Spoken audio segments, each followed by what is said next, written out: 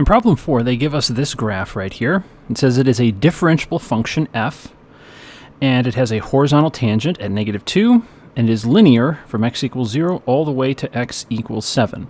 Now R is this region in the second quadrant. It's bounded by the graph of f, the vertical line x equals -6, and the x and y axes, and this region has an area of 12. Now we're here for part A. The function g is defined by the function g of x equals the integral from 0 to x of f of t dt. And we want to find the values of g of -6, g of 4, and g of 6. So if I want g of -6, that means I'm plugging -6 in for x. So that's 0, -6, f of t dt. Now using our rules of integrals, if I turn this around, that's negative the integral from -6 to 0 of f of t dt. And so this region has an area of 12. So that means that g of -6 is equal to -12. Now g of 4, here we're going to plug in 4 in for x in the integral. So f of t dt. Now here we have to think about this differently. Remember that this is a line right here. So what this makes is this makes a triangle right here with a base of 4 and a height of 2. So 1/2, 2 times 4, and we get 4 for that.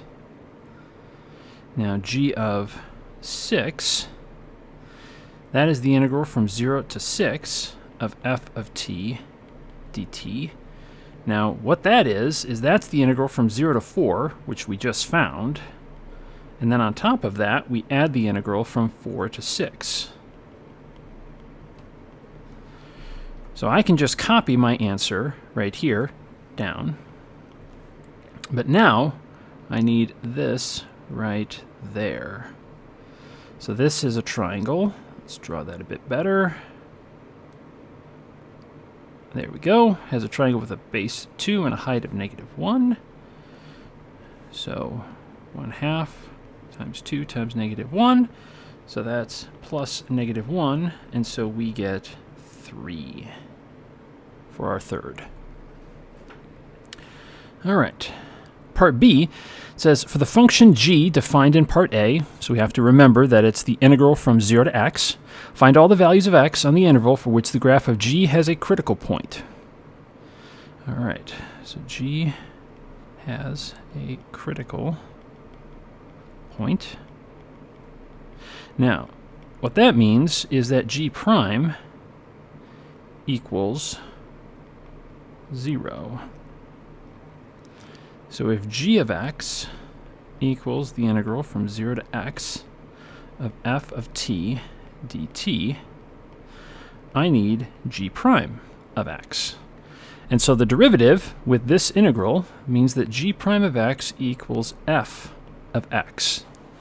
So in a sense, what I need to know is I need to know when f equals 0. And so that happens. So f equals 0 at x equals 4.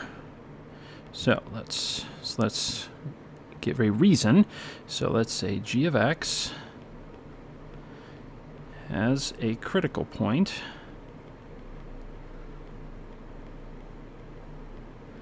at x equals 4 because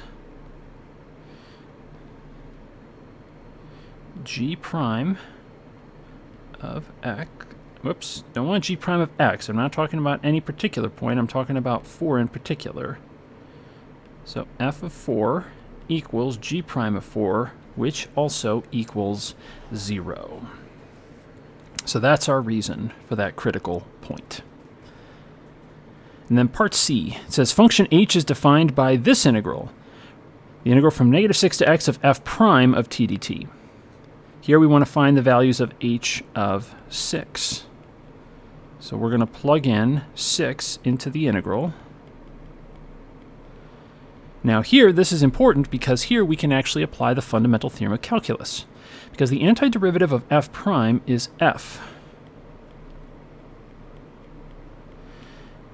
And since we have the graph of f, we can evaluate f of 6. F of 6 is -1, and then f of -6 is 0.5.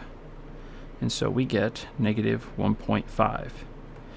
Now, some people get really paranoid about using decimals, but if they use decimals first, then I say it's okay. Now, there's nothing wrong with saying, well, I'm just going to write it as -3/2 just to be safe. That's fine. There's nothing wrong with that. Now, if I want the derivative, that means I strip away the integral. So that means h prime of 6 equals f prime of 6. Whoops. Yes. So that means if I want f prime of 6, that means I have the graph of f. And so I need the slope at this point. Remember that this is a line. So that means run of 2, rise of -1. This is -1/2. And so h double prime of 6 is equal to f double prime of 6. And so the second derivative is the second derivative of this line. Now the slope is not changing. And so because the slope is not changing, that means that that has a value of 0. All right. Thanks for watching, and we'll see you in the next problem.